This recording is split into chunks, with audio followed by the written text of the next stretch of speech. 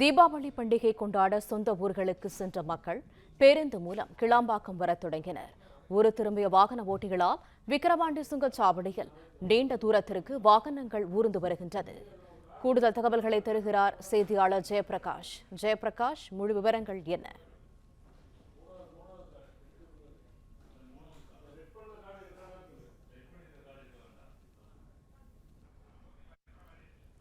தீபாவளி பண்டிகை முடிந்து சென்னை திரும்புகிறார்கள் மக்கள். கிளாம்பாக்கம் பேருந்து நிலையம் வந்தடைந்த பயணிகளால் விக்கிரவாண்டி சுங்கச்சாவடியில் நீண்ட வரிசையில் கார்கள் அணிவகுத்து நிற்கின்றன.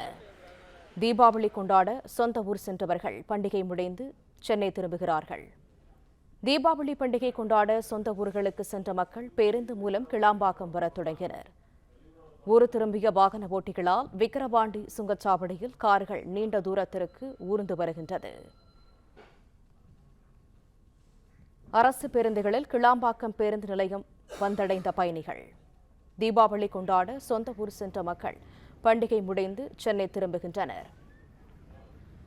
கூடுதல் தகவல்களை தருகிறார் செய்தியாளர் ஜெயபிரகாஷ். ஜெயபிரகாஷ், முழு விவரங்கள் என்ன? வணக்கம்.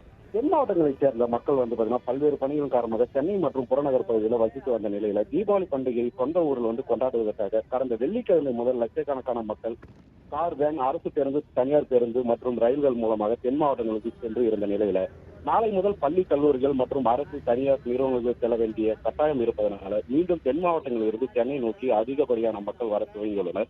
இதன் காரணமாக திருச்சி சென்னை தேசிய நெடுஞ்சாலையில விழுப்புரம் அருகே உள்ள விக்கிரவாண்டி சுங்கச்சாவடியில் போக்குவரத்து நெரிசல் ஏற்பட்டு 1 கிலோமீட்டர் தூரத்துக்கு அணிவகுத்து நின்று வாகனங்கள் ஊர்ந்து செல்கின்றன. மேலும் ஐயங்கோயில் பட்டு, பாப்பனம் பட்டு, இருவேல்பட்டு பகுதியில் மேம்பால கட்டுமான பணிகள் நடைபெற்று வருவதனால போக்குவரத்து நெரிசல் ஏற்பட்டு வாகன ஓட்டிகள் பாதிப்புள்ளாகின்றனர். இதனால் போக்குவரத்து போலீசார் மற்றும் காவல் நிலைய போலீசார் போக்குவரத்து நிலைய சரி செய்யும் பணியில் ஈடுபட்டு வராங்க. மற்றும் விழுப்புரத்திலிருந்து செஞ்சி வழியாக மாற்றுப்பாதையில் செல்லவும் அறிவுறுத்தி வருகின்றனர். மேலும் சென்னை கிளாம்பாக்கம் பேருந்து நிலையத்தில் மாநகர பேருந்துகள் மக்கள் கூட்டம் அலைமோதி வருகின்றது. இது மாநகர பேருந்து செல்லும் பயணிகள் வசதியாக பார்த்தீங்கன்னா கிளாம்பாக்கம் பேருந்து நிலையத்திலிருந்து கூடுதலாக 250 பேருந்துகள் இயக்கப்படுகிறது.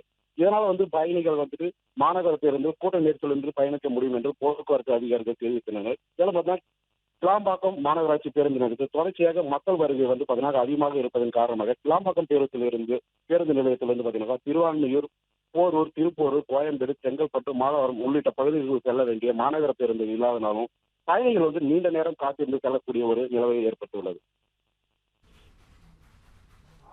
தகவல்களுக்கு நன்றி ஜெயபிரகாஷ். பிளே ஸ்டோர் மற்றும் ஆப் ஸ்டோரில் இருந்து பாலிமர் செயலியை QR கோடு மூலம் பதிவிறக்கம் செய்யுங்கள். செய்திகளை உடனுக்குடன் பெறுங்கள்.